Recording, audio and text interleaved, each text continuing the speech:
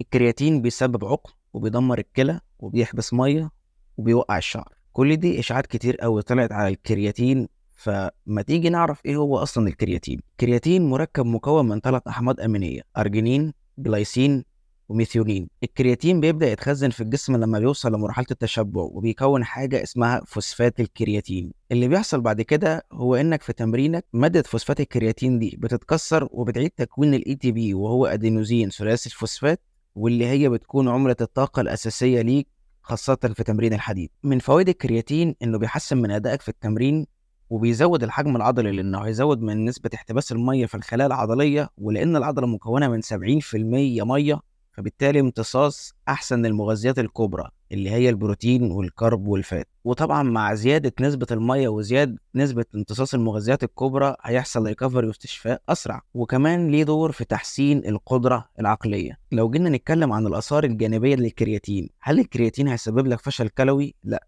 الا لو انت عندك مشاكل في الكلى من الاساس. هل ممكن الكرياتين يجيب لك صلع؟ للاسف لان الكرياتين بيزود ماده الدي اتش تي، ودي دي هيدروتستوستيرون، وبتزيد بنسبه 36%، وده نوع تستوستيرون موجود اصلا في جسمك. فلو انت عندك ريسبتورز او الجينات بتاعت جسمك مياله اكتر ان الدي اتش تي دوت يزيد في جسمك، فانت الكرياتين ممكن يسبب لك صلع. ولو انت اول مره تشوفني، انا عبد الوهاب الشافعي، مدرب واخصائي تغذيه معتمد، بدي نصايح عن التغذيه والتمرين. فلو انت بتحب النوع ده من المحتوى اعمل لي لايك وفولو.